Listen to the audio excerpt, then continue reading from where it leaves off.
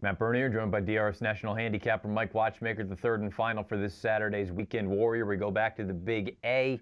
We look at race number 9. It's a Grade 2 event for 2-year-olds. It's the Remsen, 1 1/8 miles on the main track. It's going to be the ultimate distance test for many of these 2-year-olds to this point in their career anyway. And you've got a little bit of everything. You got horses shipping in from out of town, horses trying dirt for the first time. Ultimately, Mike, you ended up with Alcatam for Chad Brown. I did, and he's one of 2 maidens in this race. Matt, I really fear for the Remsen, at least in terms of its Grade 2 status, because, there are only a couple of horses in this race. There's only 1 dirt stakes winner in this race, and, only 3 horses in this race are 2-time winners, and Alcatam is one of 2 maidens in this race. But I don't care that he's a maiden in this race. I don't think it's a particularly strong field. And he comes from the Chad Brown barn, and hey, Chad Brown won the Breeders' Cup Juvenile with Good Magic, who was a maiden going in. Good Magic almost ran off the TV screen. I mean, I know both Dora ran huge despite his bad trip, but still, Good Magic ran giant in that race. And I'm looking for lightning and to strike in a similar way here with Alcatam. He's had only 1 start.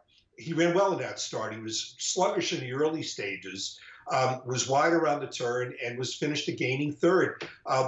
Triple Dog Dare, who photoed him out for 2nd place, is also in this race. But the thing of it is Triple Dog Dare had the benefit of 1 start before that race in which he just edged Alcatam for second money, whereas Alcatam was making his debut. And I just think that Alcatam has a bigger license to take a larger step forward than this, given that this is going to be only his 2nd start. And I also expect, with the stretch out in distance and it being his 2nd start, that Alcatam will be more involved in the early stages. In any event, I thought that was a pretty solid maiden race at Belmont, and I'm just not enthralled with anybody else in this spot. And, I'm hoping as a maiden, even though he's a Chad Brown production, we might get a halfway decent price on him. Avery Island figures to be one of, if not the outright favorite, come post time, breaking from post number 3 underneath Joe Bravo. Really hasn't done a heck of a lot wrong in his career. He's 2 for 3. He won the Grade 2 Nashua most recently. That was over a 1-turn mile. Now he's going to stretch out to a 2-turn mile and an 1/8. Overall thoughts on Avery Island? Well, I'm a little bit, he can win, of course. I mean, he is the lone dirt stakes winner in this field, and he's one of those 2-time winners for sure.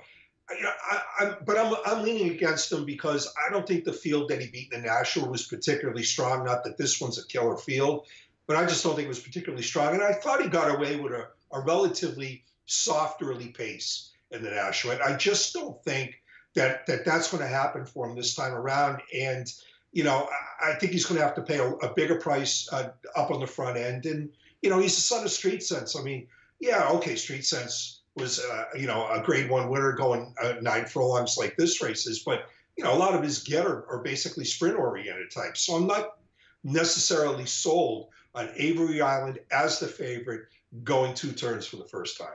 2 turns we know not going to be a problem for the number 5 Catholic boy, Manny Franco. Jonathan Thomas is the trainer, 2nd start off the bench. The big question is, can he handle dirt? Your overall thoughts? Well, that is the big question. I mean, he ran okay, went 4th in the Breeders' Cup Juvenile Turf, and Mendelssohn, who won that race, is a very, very nice prospect. And of course, we'd all look to see him point for the Kentucky Derby. I mean, he is a half brother to Beholder. And Catholic boy ran well, finishing 4th in that race. I mean, but he is a stakes winner. He won the with anticipation 2 starts back. He's going to take money just because he's a stakes winner, just because he ran in one of the Breeders' Cup races. And no one has any idea whether or not he could be competitive on a dirt surface. And if he's, anything less than 5 to 1, and I think he will be, I think it's just a bad bet at that price on a horse who's a total question mark on this surface. Number of other horses exiting maiden scores. Anyone else do anything for you in the Remsen? How about Triple Dog Dare? He's the horse that edged out Alcatam for 2nd, and he's a maiden too. He ran into Montauk in his first start. Montauk is one of the most impressive 2-year-olds I've seen all year in New York, and Triple Dog Dare took a significant step forward in the 2nd start. And I think he should stretch out effectively, and I think he. I think there's a reasonable chance maidens could run 2 in this Remsen. Hence, I'm fearful of its Grade 2 status going forward. Race number 9 Saturday afternoon at the Big A. It's the Grade 2 Remsen. Mike's going to go with one of the maidens in this spot, Alcatam, for Jose Ortiz and Chad Brown. Mike, great stuff as always. Best of luck this weekend, and we'll talk again next week.